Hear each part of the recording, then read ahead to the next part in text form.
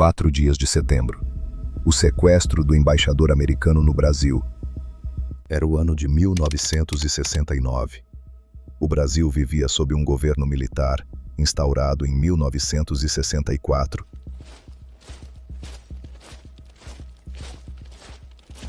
Em meio à Guerra Fria e às disputas ideológicas que dividiam o mundo. Nesse cenário, um episódio específico atravessou fronteiras e entrou para a história da diplomacia internacional. O sequestro do embaixador dos Estados Unidos no Brasil.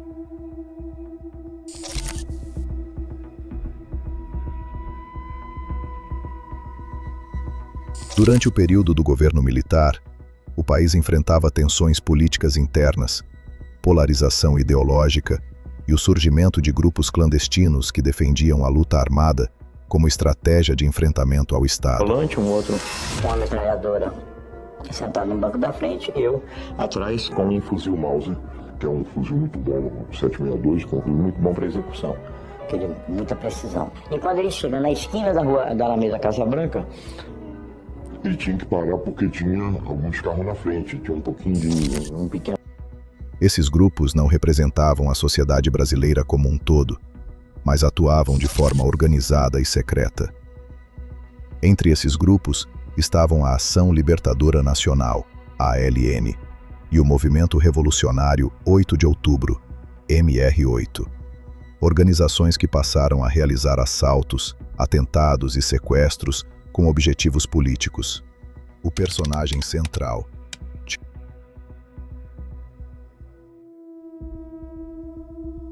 Charles Burke Elbrick.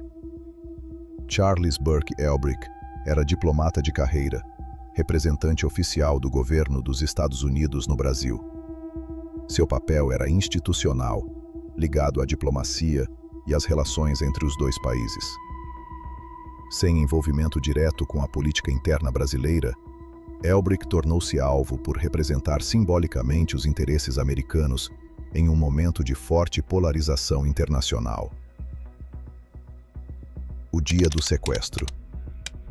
Na manhã de 4 de setembro de 1969, no bairro de Botafogo, no Rio de Janeiro, o carro oficial do embaixador foi interceptado por integrantes armados dos grupos ALN e MR8.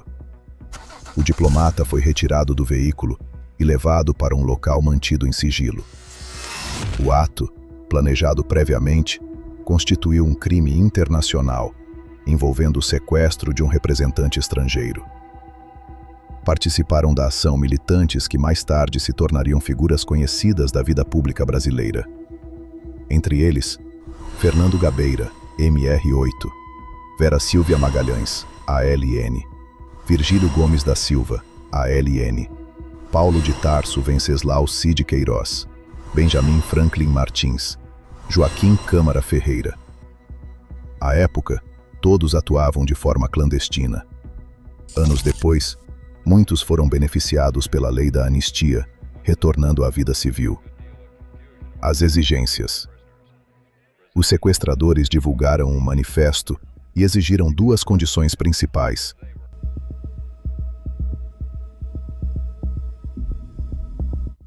A leitura pública do texto em veículos de comunicação e a libertação de 15 presos políticos que deveriam ser enviados ao exterior.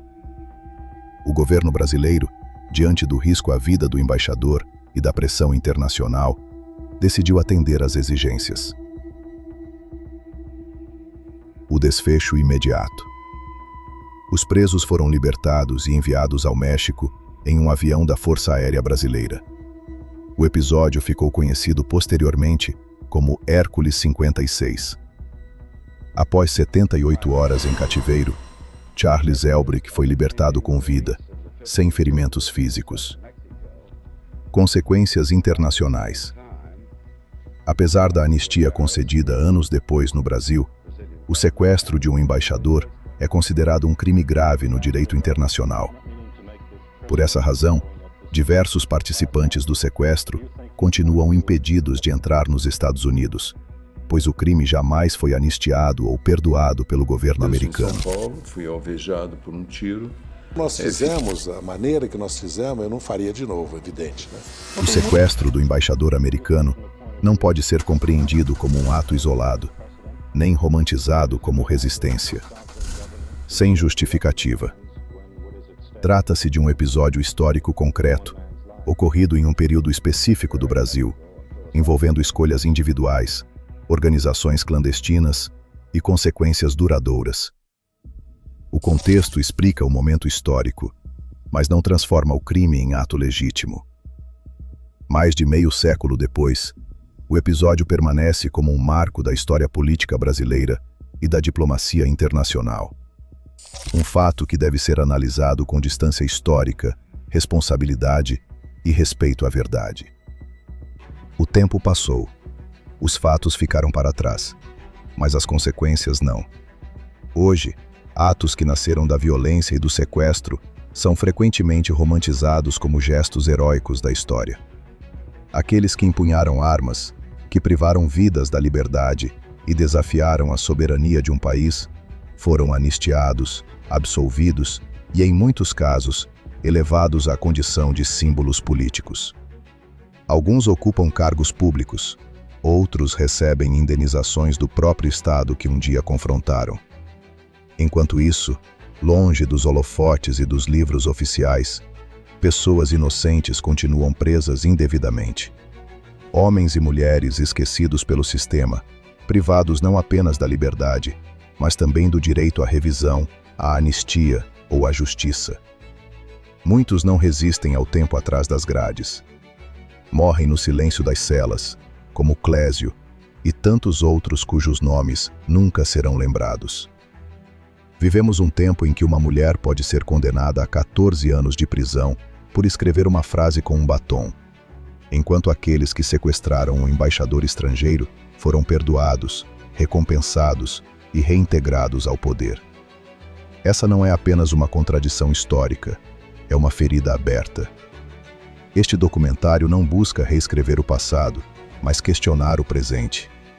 Porque uma democracia não se mede apenas pelo que ela perdoa, mas principalmente por quem ela escolhe esquecer. E enquanto a justiça for seletiva, a história continuará incompleta.